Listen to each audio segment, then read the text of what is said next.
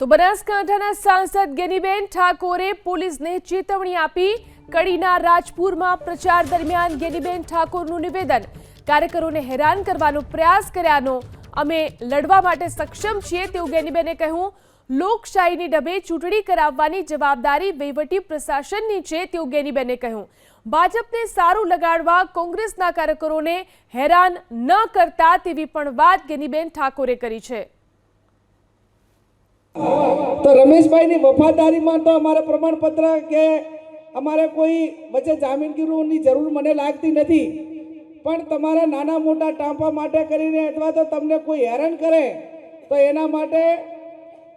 ચાલુ સરકાર સામે ચૂંટણી લડે છે તો અધિકારીઓ હોય, પોલીસ હોય, એમની પાસે પણ અપેક્ષા રાખીએ કે આ લોકશાહી છે, લોકશાહીની અંદર સ્વતંત્ર ચૂંટણી કરાવવાની જવાબદારી એ વહીવટી તંત્રની ને તમામ ચૂંટણી પંચની તમામ ખાતાકીય જવાબદારી સોંપી હોય એની છે, પણ એને તમે ઓવરટેક કરીને ક્યાંક ભારતીય જનતા પાર્ટીના પ્રેશરમાં આવીને ક્યાંક તમારે 2 નંબરના ધંધાની છૂટ મળે એના માટે, ક્યાંક તમને સારું પોસ્ટિંગ મળે એના માટે અને કોઈ પણ પ્રકારના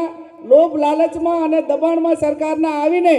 કોંગ્રેસના કોઈ કાર્યકરને વહીવટી તંત્ર એક પોલીસે હેરાન કરવા માટેનો પ્રયત્ન કર્યો તો એના માટે ગેનીબેનને બળદેવજી આ તમારા બધા માટે કરીને એના માટે લડવા માટે સક્ષમ છે।